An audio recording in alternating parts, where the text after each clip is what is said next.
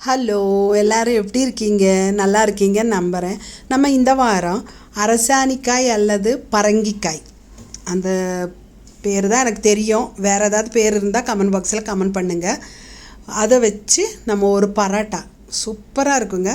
எப்படி பண்ணுறதுன்னு பார்க்கலாம். நான் ஒரு 1/4 கிலோ பரங்கிக்காய் கட் பண்ணி எடுத்து வச்சுருக்கேன். அது வேக வைக்கணும். அதுக்காக ஒரு பாத்திரத்தில் தண்ணி வச்சு தண்ணிக்குள்ளே ஒரு மூடி இறக்கி வச்சுருக்கேன்.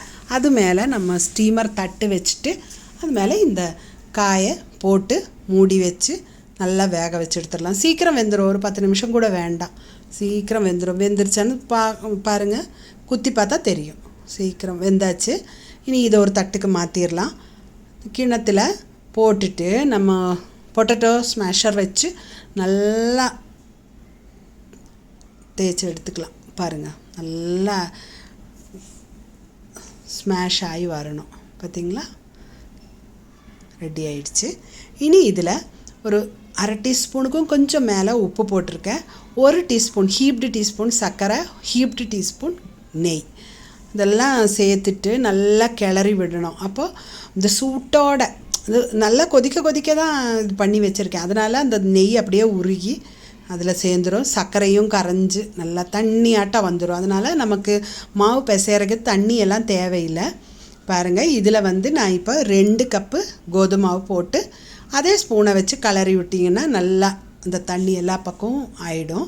அதுக்கப்புறம் நம்ம கையை வச்சு நல்லா ஒரு 2-3-4 நிமிஷம் நல்லா தேய்ச்சி எடுத்திங்கன்னா சூப்பராக வருங்க.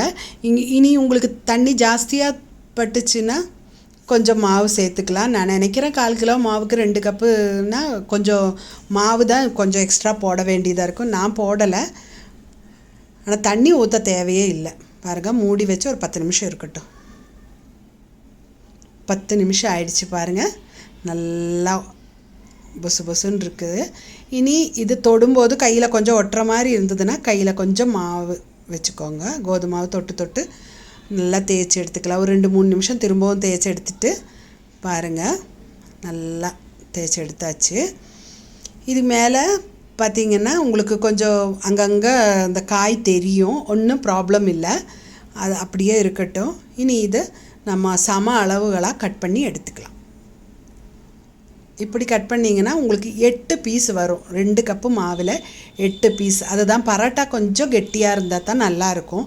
ரொம்ப லேசான இது செய்யக்கூடாது, அது அவ்வளோ நல்லா இருக்காது. பாருங்கள், எல்லாம் அதே மாதிரி ஒரு 8 உருண்டையாக பிடிச்சி எடுத்து வச்சிடலாம். பார்த்திங்களா, இதுக்கு கறி எல்லாம் எதுவும் தேவையில்லைங்க. கொஞ்சம் தயிரா இல்லை பட்டரா இல்லை ஊறுகாவா போதும். கொஞ்சம் கோதுமை மாவு போட்டுட்டு நல்லா தேய்ச்சி எடுத்துக்கலாம்.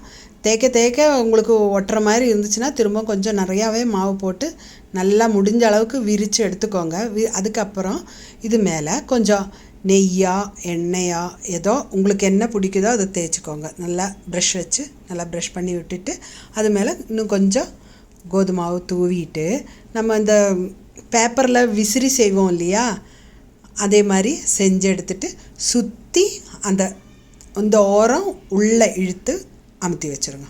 இதுக்கு மேலே இன்னும் கொஞ்சம் மாவு போட்டுட்டு நல்லா தேய்ச்சி எடுத்துக்கலாம். ரொம்ப அழுத்தி தேய்ச்சிடாதீங்க. ரொம்ப அழுத்தினீங்கன்னா அந்த மடிப்பெல்லாம் சேர்ந்துடும். ஒன்றா சேர்ந்துருச்சுன்னா அப்புறம் நீங்கள் மடித்ததுக்கு பிரயோஜனம் இல்லாமல் ஆகிடும். பாருங்கள், ரொம்ப அழுத்த வேண்டாம், போதும். சூப்பராக வரும் பாருங்கள். அதை எடுத்தாச்சு. இதே மாதிரி பாக்கி இருக்கிற மாவும் நம்ம இதே மாதிரி செஞ்சு எடுத்துக்கலாம். எடுத்தெல்லாம் வச்சாச்சு. கல் சூடாகிட்டு இருக்குது. இது மேலே நீ தேய்ச்சி வச்சது பாருங்கள், எல்லாம் தேய்ச்சி எடுத்து வச்சுருக்கேன். அதில் ஒன்று எடுத்து போட்டுட்டு நல்லா காஞ்சிட்ருக்கிற கல்லில் கொஞ்சம் நெய் தான் நான் தடவுறேன். ஏன்னா நம்ம நிறைய மாவு எக்ஸ்ட்ரா போட்டு தான் தேய்ச்சிருக்கோம் இல்லையா, அப்போது திட்டாக பாருங்கள் பவுடர் மேலே தெரியுது. அப்போ அது தெரியாமல் இருக்கிறதுக்கு கொஞ்சம் ஆயிலாக நெய்யா எது உங்களுக்கு விருப்பமோ தடவிக்கலாம். அதுவும் இல்லாமல் நெய் தடவினீங்கன்னா இன்னும் சூப்பராக இருக்கும். உங்களுக்கு கொஞ்சம் லைட்டாக ஒரு இனிச்ச மாதிரி சூப்பராக இருக்குங்க. இதுக்கு கறியெல்லாம் ஒன்றும் தேவையில்லை.